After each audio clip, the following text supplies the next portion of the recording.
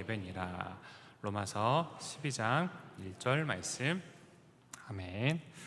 오늘은 호세아 11장의 말씀을 통해서 내가 어찌 너를 놓겠느냐라는 제목으로 하나님의 말씀 전하도록 하겠습니다. 한 가지 예화를 조금 소개해 드립니다. 한 어린 아들이 있었습니다.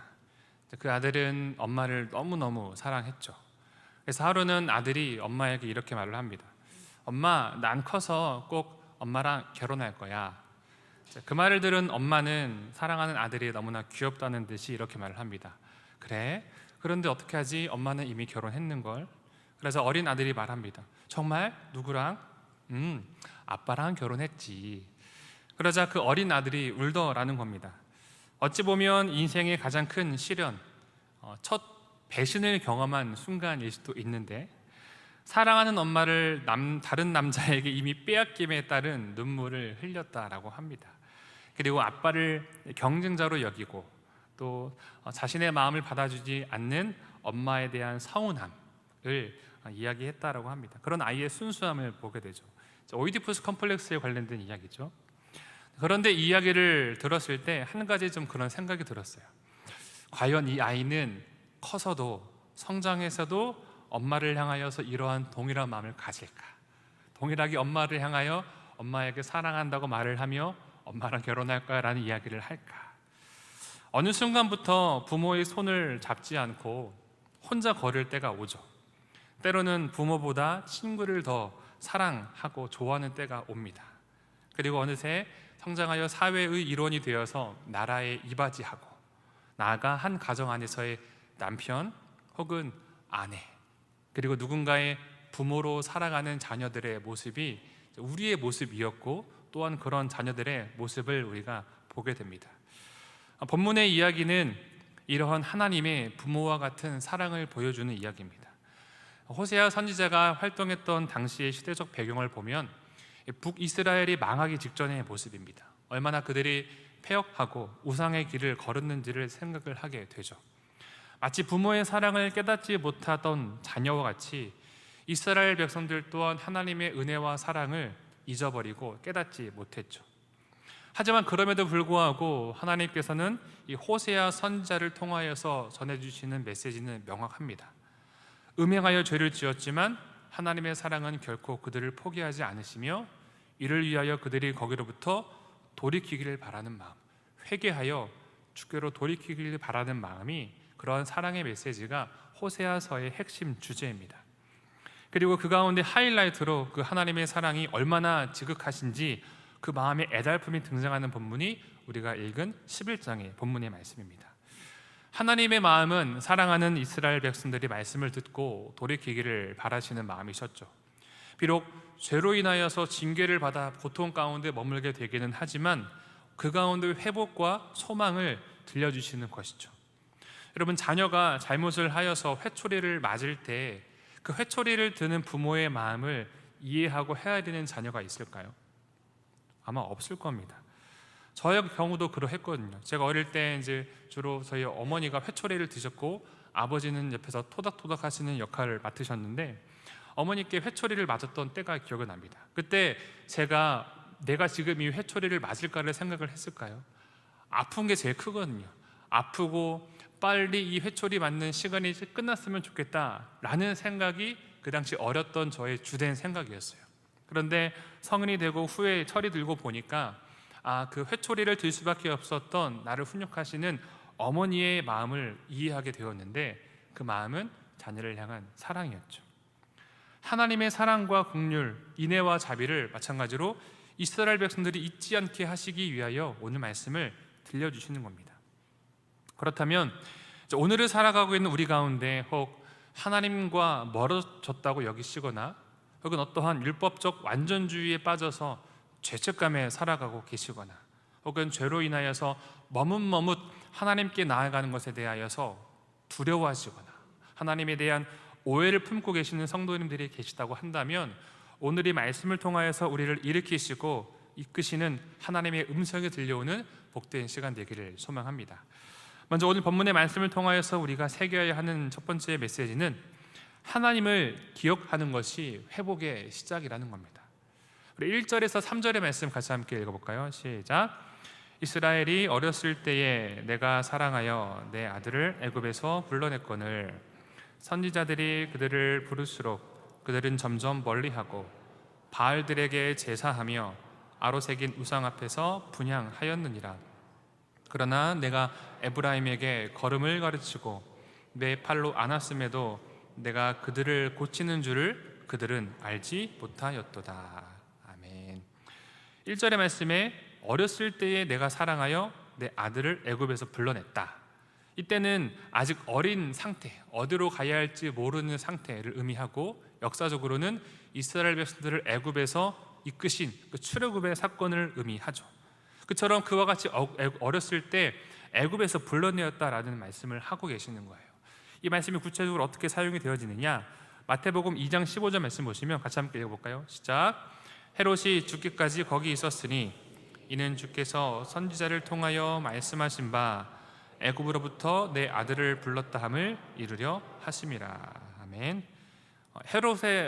헤롯으로부터 예수님이 애굽으로 피신하셨던 그 이야기를 말씀하시는 거죠. 피신하셨던 이 호세아는 이 호세아 말씀을 이 마태가 인용을 한 건데, 호세아에서는 그 출애굽의 사건을 가리키는 기억으로 사용되어지지만 마태복음에서는 지금 그 기억을 예수님 안에서 새롭게 성취되는 구속사적 모형으로 지금 전하고 있는 거예요. 여러분, 성경에서 애굽에서 건지신 그 하나님을 말씀하시고 전하는 것은 그 가운데 이끄신 하나님을 기억하라는 거예요. 그리고 그 기억을 통하여서 회복을 이끄신다라는 거죠. 하나님께서 계속해서 애굽에서 이끄신 너희 여호와 하나님이다라고 계속 말씀하신 이유는 너희를 인도한 나 하나님을 기억하여 내게로 돌아오라 라는 회복의 말씀이 그 가운데 담겨 있는 겁니다. 2절에도 말씀하시죠. 선지자들을 계속해서 그들에게 보내셔서 그들을 불러셨다라고 말씀을 하시는데, 이 또한 그냥 선지자들을 보내셨다라는 의미가 아니라 이스라엘 역사를 통해서 계속해서 반복되는 이야기, 바로 하나님의 회복의 메시지를 선지자를 통하여서 주시는 그 이야기를 말씀을 하시는 거죠.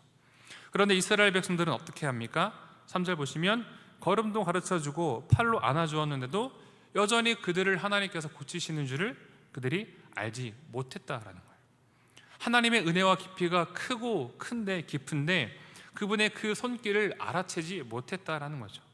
어느 정도냐면 7절 말씀 보실까요? 7절 말씀 보시면 제가 읽겠습니다. 내 백성이 끝끝내 내게서 물러가나니. 내 백성이 내게서 끝끝내 내게서 물러났대요. 이 번역을 개역 한글에서는 이렇게 번역을 하는데요, 내 백성이 결심하고 내게서 물러갔다. 하나님으로부터 하나님께 돌아가지 않으려고 결심하여서 내게서 물러났다라고 하나님께서 말씀을 하십니다. 역사 가운데 하나님께서 계속해서 그들을 부르시고 회개를 말씀하시면서 돌이키기를 품으시기를 원하셨지만 그들은 돌이키지 않았죠. 그리고 그 결과 어떻게 됩니까? 북이스라엘은 아수르에 멸망하고 남유다는 바벨론에 멸망하잖아요. 하지만 심판으로 끝이 난 것은 아니죠. 심판은 일시적인 징계였지만 완전한 포기가 아니라 남은 자 장래의 회복의 약속으로 이어지죠. 여러분, 자녀가 부모의 사랑을 모를까요? 여러분, 자녀가 부모의 사랑을 모를까요? 모르지 않습니다. 어릴 때는 부모에게 사랑을 참 잘 표현하죠. 엄마 혹은 아빠, 할머니, 할아버지 사랑해요 표현 잘합니다. 그런데 시간의 지남에 따라, 물론 부끄러워서 그럴 수도 있겠지만 그 시간의 지남에 따라 그 부모의 사랑이 익숙하고 당연한 게 되어지기에, 그렇게 여겨지기에 때로는 부모가 아닌 다른 것을 선택하는 시간들을 보내게 되죠. 이스라엘 백성들도 마찬가지입니다. 하나님을 떠남으로 인해 비록 그들에게 고통의 시간은 찾아오지만 여전히 그 하나님의 사람들을 향한 주님의 마음은 그들이 돌아오고 그들을 품기를 원하시는 사랑의 마음이었거든요. 자녀가 부모의 마음을 깨닫게 되는 순간이 있습니다. 부모의 은혜를 생각하고 기억할 때인데, 그때가 1년 중에 언제일까요? 어버이날. 어버이날 때에는 그나마 이제 그 부모님의 사랑과 은혜에 대해서 표현을 하거나 기억하는 것 같아요. 혹은 어머니 아버지의 생신 때, 혹은 돌아가신 경우에는 돌아가신 기일이나 또 특별한 추억이 있는 그날을 떠올리며 그 기억을 하는 거죠. 마찬가지입니다. 이스라엘 백성들에게도 회복의 때가 찾아오는데 그 회복은 하나님이 기억할 때 회복이 시작되는 겁니다. 하나님께서는 성경 곳곳에서 하나님을 기억하는 것을 말씀을 하시는데요, 우리 신명기와 시편 말씀 함께 순서대로 읽어보겠습니다. 시편 8장 2절 말씀 읽겠습니다. 시작. 네, 하나님 여호와께서 이 40년 동안에 내게 광야길을 걷게 하신 것을 기억하라. 이는 너를 낮추시며 너를 시험하사 내 마음이 어떠한지 그 명령을 지키는지 지키지 않는지 알려 하심이라. 하나님께서 이끄신 그 광야의 길을 기억하라는 거죠. 시편 말씀 읽을까요? 시작. 곧 여호와의 일들을 기억하며 주께서 옛적에 행하신 기이한 일들을 기억하리이다. 아멘. 시편 기자의 고백이죠. 어려움 가운데에서도 곧 여호와의 날들을 기억하며 주님께서 행하신 일들을 기억할 것입니다 라고 고백합니다. 이처럼 그 하나님의 행하심들을 기억할 때 회복이 일어나는 거죠. 여러분, 누가복음에 기록된 탕자의 이야기 다들 아시죠? 돌아온 탕자가 회복된 때가 언제라고 생각하십니까? 아버지께로 가야지 라고 결심을 했던 때일까요? 아니면 아버지에게로 가서 아버지, 나를 아들로 여기지 마시고 품꾼 중에 하나로 여겨주십시오 라고 말을 했을 때가 회복의 때였을까요? 아니면 아버지가 아들을 측은히 여겨 돌아온 아들을 측은히 여겨 달려가 목을 안고 입을 맞춘 때일까요? 우리 누가복음 15장 16절에서 17절 말씀 함께 읽겠습니다. 시작. 그가 돼지 먹는 주염 열매로 배를 채우고자 하되 주는 자가 없는지라. 이에 스스로 돌이켜 이르되 내 아버지에게는 양식이 풍족한 품꾼이 얼마나 많은가. 나는 여기서 주려 죽는구나. 아멘. 여러분, 아들에게 있어서 회복은요, 집으로 돌아갔을 때가 아니라 아버지를 기억한 순간이 그에게 회복이 시작이 된 거예요. 주염 열매로 배를 채우고자 해도 먹을 것이 없었잖아요. 아버지의 유산을 미리 땡겨서 다 쓸 때는 좋았는데 지금 처량한 자신의 모습을 돌아보며 그냥 아버지 집이 있었다면 좋았을 텐데, 그곳은 양식도 풍족하고 종들도 많은데 내가 이제 여기서 굶어 죽겠구나 라고 그 아버지의 그때를 기억한 것이 돌아온 탕자의 회복의 시작이었다라는 겁니다. 우리의 신앙도 마찬가지입니다. 신앙인으로서의 회복은 우리가 무엇인가를 완벽히 잘해서가 아니라 하나님의 은혜를 기억할 때, 그것이 바로 우리 신앙의 회복이 일어나는 때입니다. 여러분, 그럴 때 있지 않습니까? 열심을 내어서 더욱 봉사하고 전도도 열심히 하고 헌금도 빠지지 않고 꼬박꼬박 잘하고 하나님 아버지의 일들을 통하여서 하나님 아버지와의 관계를 회복하려고 하는 것은 물론 필요하고 중요한 것이긴 하지만 자칫 우리의 열심과 종교적 행위에 멈추게 될 때가 있어요. 우리에게 필요한 것은, 본질은 모든 것이 하나님의 은혜인 것을 기억하는 것이 바로 중요하다라는 겁니다. 그리고 주님의 전에 나와서 때로는 새벽이든 저녁이든 낮 시간이든 본당에 나와서 혹은 각자의 기도의 자리에서 예배의 처소에서 하나님, 내가 그래도 이것도 하고 저것도 하고 많은 것들 내가 한 거 하나님 아시잖아요. 나를 좀 받아주세요가 아니라 나의 부족함을 고백하면서 아버지 라고 고백하며 그 주님의 십자가를 바라보는 것이 신앙의 회복의 시작이다라는 겁니다. 윌터 브루그만은 이런 말을 합니다. 기억은 단순히 과거의 사건들을 회상하는 것이 아니다. 그것은 정체성을 새롭게 재구성하고 새로운 미래를 형성하려는 대담한 행위이다. 이스라엘은 반복해서 부르심을 거절했죠. 하나님의 회개 메시지를 무시하고 거절했죠. 하지만 하나님을 기억하는 곳에서 회복은 시작이 됩니다. 신앙의 회복은 내가 무엇인가 잘해서, 내가 뛰어나서, 내가 의로워서가 아니라 하나님의 은혜를 다시금 기억하는 데에서 출발하는 겁니다. 사랑하는 금호중앙 우리 모든 성도 여러분, 하나님께서는 지금 이스라엘 백성들로 하여금 그 어린 시절의 모습을 보고 계신 거예요. 사랑하는 자녀들이 돌아오기를 바라는 마음으로, 주신 음성 붙들고 아버지를 기억하기를 바라는 마음, 어린 시절 걸음마를 떼지 못했던 그때, 부모의 손을 잡고 아장아장 걸었던 그때, 아버지 없이는 안 되었던 그때를 하나님께서 회상하시는 거죠. 우리도 마찬가지이죠. 하나님과의 관계로서의 회복의 시작은 그 하나님 아버지의 사랑과 은혜를 우리가 기억하는 데에서 출발한다라는 것을 우리가 잊어서는 안 됩니다. 그리하여서 다시금 그 주님의 십자가를 붙들므로 주님과 동행하는 기쁨의 삶을 살아가는 우리 모든 성도님들 되시기를 주님 이름으로 축원합니다. 아멘. 두 번째, 오늘 말씀을 통해서 우리가 새겨야 하는 하나님의 메시지는 하나님은 항상 우리를 붙들고 계시다라는 겁니다. 우리 8절과 9절의 말씀 함께 읽겠습니다. 시작. 에브라임이여 내가 어찌 너를 놓겠느냐, 너를 아담아같이 놓겠느냐, 어찌 너를 스보임같이 두겠느냐. 내 마음이 내 속에서 돌이키어 나의 긍휼이 온전히 불붙듯 하도다. 내가 나의 맹렬한 진노를 나타내지 아니하며 내가 다시는 에브라임을 멸하지 아니하리니 이는 내가 하나님이요 사람이 아님이라. 내 가운데 있는 거룩한 이니 진노함으로 내게 임하지 아니하리라. 아멘. 하나님은 항상 우리를 붙들고 계시다라는 것을 우리가 결코 잊어서는 안 된다라는 겁니다. 그 마커스라고 하는 그 예배팀, 찬양팀이 있는데요, 그들이 부른 찬양 중에 이런 가사가 있어요. 주님은 산 같아서 여전히 그 자리에 계셔 눈을 들면 보이리라 날 위한 그 사랑. 이런 고백이 있습니다. 그렇죠. 주님은 항상 그 자리에 계시는데요, 항상 눈을 돌리고 등을 돌리는 건 우리예요. 눈을 돌리고 등을 돌리고 있는 우리의 모습에서 믿음으로 눈을 들고 바라보면 산같이 옮기지 않는 여전히 동일하신 그 하나님이 우리를 바라보고 계신다라는 고백이 이 찬양의 가사의 고백이죠. 하나님은 항상 여러분 그 자리에 계십니다. 방금 읽은 본문을 보면 8절에 아드마 그리고 스보임이라는 지명이 등장을 하지 않습니까? 이곳들은 어디냐? 바로 소돔과 고모라 시대에 함께 멸망했던 성읍들입니다. 보통 우리가 아는 죄로 인하여서 멸망한 도시, 고대 도시라고 한다면 어디를 떠올리죠? 소돔과 고모라가 우리가 보통 떠올리는 그 심판의 도시이죠. 그런데 왜 하나님은 성경은 왜 소돔과 고모라를 잘하는 곳을 언급하지 않고 약간 외곽에 치우친 이 아드마 그리고 스보임이라는 지명을 말씀하셨을까?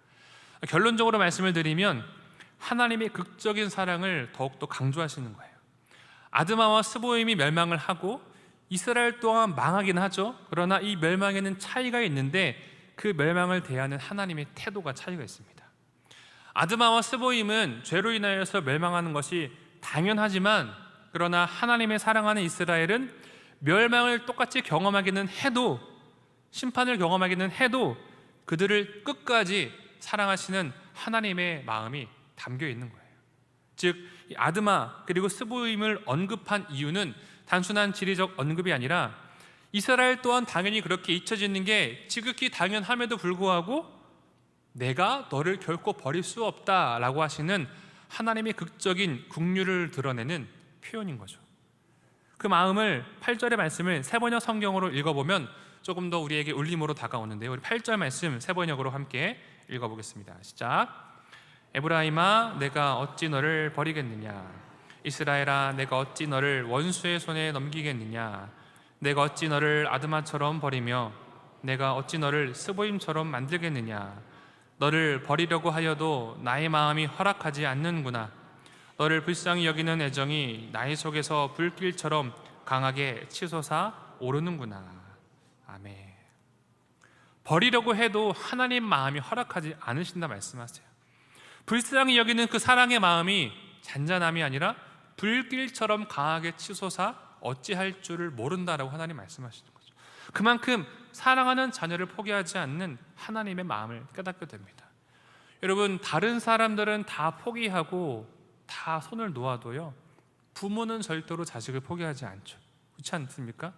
선생님이든 뭐 누구든 세상 이 인간 사이의 관계 안에서의 모든 사람들은 대부분 다 포기해도 부모는 절대로 포기하지 않거든요. 더디더라도 부족하더라도 기다려주고 사랑해주고 기도해주고, 그게 부모의 모습이죠. 하나님도 마찬가지입니다. 말씀하시기를 어찌 너를 놓겠느냐, 어찌 너를 버리겠느냐, 어찌 너를 놓겠느냐, 너를 두겠느냐. 여러분이 말씀 속에 하나님의 그 불붙듯한 마음이 느껴지십니까? 이 8절에 불붙듯이라는 표현이 다른 곳에서도 등장을 하는데요, 우리 열왕기상 3장 26절 말씀 읽어볼까요? 열왕기상 3장 26절 말씀 읽겠습니다. 시작. 그 산 아들의 어머니 되는 여자가 그 아들을 위하여 마음이 불붙는 것 같아서 왕께 아뢰어 청하건대 내 주여 산 아이를 그에게 주시고 아무쪼록 죽이지 마옵소서 하되 다른 여자는 말하기를 내 것도 되게 말고 내 것도 되게 말고 나누게 하라 하는지라. 아멘. 솔로몬의 지혜로운 재판 이야기죠. 한 아이를 두고 두 명의 여인이 서로 자기의 아이라고 주장을 합니다. 서로 워낙에 강하게 주장을 하다 보니 솔로몬이 지혜로운 판결을 내리죠. 바로 그 아이를 공평하게 딱 둘로 나누어서 반쪽씩 각각의 여인들에게 주라. 그러자 가짜 어머니는 어떻게 반응을 합니까? 그래, 차라리 내 것도 아니고 저 여인 것도 아니게 해주십시오 라고 말을 하죠. 그러나 그 아이의 진짜 엄마는 어떻게 합니까? 간청하죠. 저 여자에게 주어도 좋으니 제발 아이를 죽이지 말아 주십시오. 이 마음이 불붙는 듯한 마음이에요. 그 아들을 위하여 마음이 불붙는 것 같아서 사랑하는 아이가 절대로 다치기를 바라지 않는 그 마음이죠. 부모의 마음이 이러한 마음이죠. 어떻게 하면 우리 자녀를 살릴까? 자녀가 아플 때 차라리 내가 아팠으면 하는 게 부모의 마음 아닙니까? 혹은 자녀가 아파하고 있을 때 혹 내가 무엇인가 잘못해서 우리 자녀가 그런가? 라는 생각이 부모의 마음이죠. 모든 초점과 관심이 자녀입니다. 그런데 자녀는 달라요. 부모와 다릅니다. 어떻게 하면 내가 더 원하는 삶을 살지를 우선하는 게 자녀의 대개의 모습이에요. 자녀는 절대로 부모의 은혜를 다 알 수도 없을 뿐더러 갚을 수도 없습니다. 물론 자녀가 부모가 되었을 때 조금이나마 부모의 마음을 공감하고 이해하고 헤아리기는 합니다. 그런데 자식은 부모가 되어도 자신의 부모보다 자기의 자식이 우선이에요. 이게 자녀의 모습이에요. 자녀가 가진 한계이죠. 여러분, 그러나 부모는 어떠합니까? 여전히 자녀를 바라보고 있죠. 여전히 많은 아들들 가운데 딸들 가운데 힘들어하는 모습 보면 아파하는 게 부모의 마음이잖아요. 왜 그럽니까? 사랑하기 때문에. 이처럼 부모는 자녀의 사랑스러운 모습을 추억하며 살아가는 존재입니다. 그 추성훈이라는 그 격투가 출신 유튜버 예능인이라는 사람이 있는데 그 한 영상을 좀 준비를 했는데 한번 그 관련된 영상을 너무 좋아. 짧은 영상이죠.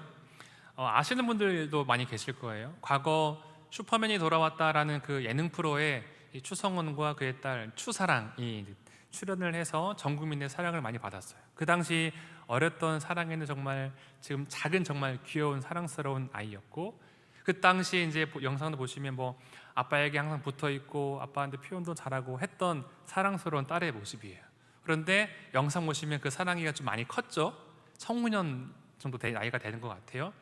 청소년 때가 되어서 예전처럼 아빠를 찾을까요? 아빠에게 안길까요? 안 안겼죠. 안 안기니까 이 사랑이가 아빠인 추성훈에게 안겼을 때 그게 너무 기쁜 감동이 밀려와 어렸을 때 자신에게 안겼던 그때의 감동이 추억이 떠올라 파이터가 눈물을 흘리고 있는 거예요.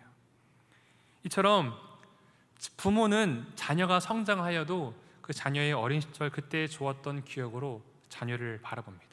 하지만 자녀는 부모를 잊고 살아가죠. 부모가 베푼 은혜와 사랑보다 나에게 없던 것 혹은 가지지 못한 것만을 기억하며 살아갈 때가 많죠.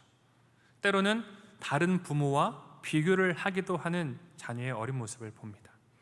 여러분, 이스라엘이 그렇죠. 역사 속에서 그들만큼 하나님의 특별한 보호하심과 인도하심을 경험했던 민족이 어디 있습니까? 그러나 그들은 세상의 주변 국가들의 우상의 문화가 좋아 보이니 하나님을 믿고 따르던 그들이 우상을 따르던 길을 선택하고 걸어가죠. 여러분, 사사기의 시대가 왜 끝이 나고 왜 왕정 시대가 도래했습니까? 하나님이 그들의 왕이었는데 다른 주변국들 보니까 다 왕이 있는 거예요. 그래서 우리에게도 왕을 달라라고 요청을 했잖아요. 그래서 왕정 국가가 시작이 된 거잖아요. 이처럼 자녀는 그래요. 그러나 부모는 항상 자녀의 좋았던 시절을 마음속에 품고 살아갑니다. 부모는 항상 그 자리에 존재합니다. 저에게 두 명의 자녀가 있습니다. 7살 아들과 4살 딸이 있는데 지금도 이제 너무너무 이쁘죠. 그런데 가끔 이제 아내랑 저랑 아이들의 어렸을 때 사진이나 영상을 좀 보거든요. 그러면 지금과는 또 다른 그 당시에 그 귀여운 눈이 좀 묻어나요. 그러면서 이때 정말 애들 이뻤는데 귀여웠는데 그런 얘기를 하는데, 물론 지금의 이 7살, 4살도 나중에 아이들이 좀 더 컸을 때 돌아보면 또 많이 기억이 되겠죠. 그래서 혹시 저만 그런가 싶어서 다른 목사님께서 한번 물어봤어요. 그런데 비슷하더라고요. 물론 지금 나이도 사랑하는 자녀이지만 다른 목사님들도 이 자녀의 어린 그때의 사진이나 영상을 보면서 그리워한다라는 거예요. 아마 우리 이곳에 계신 성도님 중에서도 이제 손자 손녀를 바라보실 때 좋은 것이 우리 자녀들의 어린 시절을 다시금 보는 듯한 마음이 들기 때문에 좀 그런 마음들이 있는지도 모르겠습니다. 하나님도 마찬가지이죠. 우리가 하나님만으로 만족했던 그때, 하나님만을 찾았던 그때, 아버지께 달려와 안기고 기도하고 찬양하고 예배하고 주님과의 교제 가운데 살았던 그때, 그런데 우리도 머리가 커서 신앙의 연수가 차서 하나님을 찾지 않고 때로는 내 생각과 내 뜻대로 막 걸어가려 할 때가 있죠. 그런데 그때 다시금 그 하나님의 은혜를 기억하며 품에 쏙 안길 때 마치 이 추성훈이라는 선수가 눈물을 흘리며 그 사랑을 기억했던 것처럼 하나님께서도 그런 눈물을 흘리신다는 거죠. 본문 1절에 이스라엘이 어렸을 때를 말씀하시는 이유가 거기에 있는 거죠. 그때를 하나님께서 기억하고 그리워하시고 추억하신다는 거예요. 그 하나님의 마음은 무엇입니까? 부모는 항상 자녀를 품고 사는 것처럼 하나님 아버지께서는 항상 우리를 품고 그 자리에 계시다라는 겁니다. 설교를 준비하면서 한 가지 사진을 조금 찾아보았는데요. 사진을 좀 보여주시겠어요? 네. 이스라엘의 악수법이라고 검색을 하면 딱 나오는 대표적 사진인데, 고대 이스라엘에서 이렇게 악수를 했다고 합니다. 물론 이게 지금도 유대인들이 그렇게 하는 확실한 근거는 없지만 그 기독교 교육에서 쓰여지기도 하고 이런 것들을 뒷받침하는 자료들 또한 존재를 합니다. 전승에 따르면 이 손바닥을 잡고 악수를 하는 게 아니라 손목을 잡는 방식으로 인사를 했다라고 합니다. 여러분, 이 손목을 잡는 방식의 특징이 뭐냐면요, 한쪽에서 손을 놓아도 이 관계가 끊어집니까? 유지가 됩니까? 유지가 돼요. 마찬가지로 우리에게 적용해보면 우리가 하나님의 손을 잡고 있다가 하나님의 손을 놓았기 때문에 우리는 하나님과 관계가 끊어졌다. 내가 하나님께 다시 나아갈 수 있을까? 내가 하나님의 사랑을 받는 존재일까? 라는 생각이 들지만 여전히 하나님께서는 우리의 손을 붙들고 계시다라는 거죠. 그렇기 때문에 그것을 바라보고 기억함으로 다시금 하나님의 손을 붙잡으면 되는 거예요. 그렇게 하나님께서 우리들을 붙들고 계시다라는 거죠. 본회퍼는 이런 말을 합니다. 하나님은 우리의 죄에도 불구하고 우리를 붙드신다. 그것은 우리의 행위 때문이 아니라 하나님의 신실하심 때문이다. 하나님의 신실하심이 우리를 붙들고 계십니다. 자녀가 성장하여 성인이 되어 가정을 이루어도 부모의 눈에는 자녀의 모습이 아른아른 거리죠. 어린 시절의 걸음마, 이유식을 하던 모습, 처음으로 작은 무엇인가를 스스로 해냈을 때, 때로는 넘어져서 다쳤을 때, 응급실에 갔을 때, 처음으로 어린이집이나 학교에 입학했을 때, 졸업했을 때, 때로는 연애를 처음 시작해서 인사를 시켜줄 때, 때로는 연애에 실패해서 힘들어하고 있을 때, 결혼할 사람을 소개해줄 때, 결혼식장에 들어갈 때, 또 사랑하는 내 자녀가 누군가의 부모가 되었을 때 등 이 자녀의 모든 순간들은 우리 부모님의 마음에 항상 새겨져 있죠. 그 하나님의 사랑이 바로 저와 여러분들 향하신 하나님의 사랑입니다. 어느 부모가 자녀가 잘못했다고 하여서 자기 자식을 다시는 보지 않는 부모가 있습니까? 없죠. 못 이기는 척 받아주고 못 이기는 척 먼저 다가가는 게 부모잖아요. 육신의 부모 또한 이러한데 우리의 영적 근원 되신 하나님 아버지께서는 우리를 향한 그 사랑을 계속해서 보여주시는 거죠. 사랑하는 성도 여러분, 하나님이 우리의 손을 붙들고 놓지 않고 계십니다. 우리는 항상 그 손을 놓지만 주님은 결코 놓지 않으시죠. 그렇기 때문에 그 사랑을 믿고 나를 붙들고 계신 그 하나님의 사랑의 손을 다시금 우리가 붙잡아야 하는 겁니다. 그리고 오늘 말씀을 통해서 우리에게 들려주십니다. 내가 어찌 너를 놓겠느냐. 이 음성을 기억하며 그 하나님의 사랑의 손길에 다시금 손을 얹는 우리의 삶이 되기를 주님의 이름으로 축원합니다. 아멘. 기도하겠습니다. 하나님 사랑으로 우리를 품으시는